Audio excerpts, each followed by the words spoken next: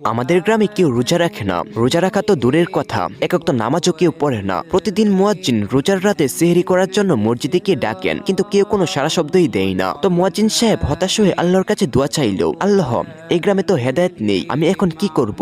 একটা রাস্তা দেখাও। তো সেদিন রাতে মুয়াজ্জিন সাহেব স্বপ্নে দেখলো, একটা নির্দেশ আসলো যে গ্রামের একটা অলস ব্যক্তি খুঁজো এবং যে কোনো মূল্যে তাকে দিয়ে তোমার কাজ একদিনের জন্য করাও। আল্লাহ গ্রামের সবাইকে হেদায়েত করবেন। মুয়াজ্জিন ঘুম থেকে উঠে ভাবে, এই আবার কেমন স্বপ্ন? যাই হোক, স্বপ্ন অনুযায়ী সে পরদিন সকালে মুয়াজ্জিন সাহেব খুঁজতে খুঁজতে গ্রামের অলসের শিরোমণি কুদ্দুস মিয়ার দেখা পেলেন। কুদ্দুস মিয়ার রুটিন হলো খাওয়ার সময় মহিষের মতন খাওয়া আর বাকিটা সময় কুম্ভকর্ণের মতো ঘুমানো। মুয়াজ্জিন সাহেব তাকে বললেন, কুদ্দুস মিয়া, একদিনের জন্য সেহরির সময় ডাকতে হবে। কুদ্দুস মিয়া হাই তুলতে তুলতে বললেন, পাগল নাকি চাচা, ঘুমের সময় ডাকাডাকি আমার দ্বারা হবে না। তখন মুয়াজ্জিন সাহেব বললেন, এক রাতের জন্য 1000 টাকা দিব। টাকার কথা শুনে কুদ্দুস রাজি হলো। ভাবলো বসে বসে তো একটু চিল্লাইতেই হবে, এই আর কি। সেহরির সময় হলো। কুদ্দুস অনিচ্ছা সত্ত্বেও মসজিদে গেল। মাইক হাতে নিয়ে ভাবলো, দাঁড়িয়ে কে ডাকবে, বসে ডাকি। বসে বসে 2 মিনিট ডাকলো, ও গ্রামবাসী উঠো, সেহরি খাও, রোজা রাখো। কিন্তু অলস মানুষের স্বভাব। 3 মিনিট পর তার মনে হলো বসে থাকতেও কষ্ট হচ্ছে। সে মাইকটা বুকের উপর রেখে জায়নামাজে শুয়ে পড়লো। শুয়ে শুয়েই ডাকতে লাগলো,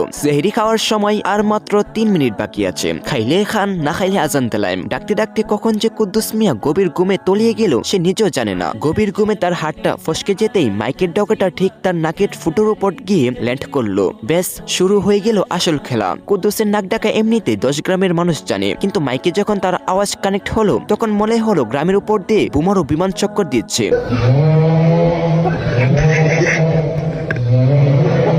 পুরো গ্রাম এক জটকায় বিছানা ছেড়ে 5 ফিট উপরে লাফিয়ে উঠলো। গ্রামে হই হুল্লোড় পড়ে গেল। যে লোক জীবনে অজু করেনি সে বয়ে 3 বালতি পানি দিয়ে অজু করে তাসবিহ গুনতে শুরু করলো। কেউ জায়নামাজে দাঁড়িয়ে নফল নামাজ আদায় করা শুরু করে দিয়েছে। কেউ কোরআন শরীফ খুলে তেলাওয়াত করতে শুরু করলো। গ্রামের চোর বাটপার সব কান ধরে তওবা করতে লাগলো। সবার মনে একই আতঙ্ক, এ বুঝি আসমান জমিন এক হয়ে গেল। গ্রামের প্রতিটা গড়ে তখন মরণ পর ইবাদত শুরু হয়ে গেল। কেউ ভাবছে আজই শেষ রাত। এদিকে মুয়াজ্জিন সাহেব হততন্ত হয়ে মসজিদে ঢুকলেন। ঢুকে দেখেন কুদ্দুস মিয়া একদম চিত হয়ে শুয়ে আছে। নাক দিয়ে ব্যান্ড পার্টির মতো আওয়াজ বেরোচ্ছে, আর প্রতিবার নিঃশ্বাস ছাড়ার সময় মাইকটা তার নাকের উপর নাচছে। তখন মুয়াজ্জিন বললেন, কারো হেদায়েত আসে বয়ানে আর কারো আসে অলস কুদ্দুসের নাক ডাকার গর্জনে। গল্পটি পুরাটাই কাল্পনিক। তো গল্পটি কেমন লাগলো অবশ্যই কমেন্ট করে জানাবে, আর ভালো লাগলে শেয়ার করে দিবে তোমার ফ্রেন্ডদের সাথে। তো আজকের মতো বিদায় নিচ্ছি, প্রিয় ভিডিওটা।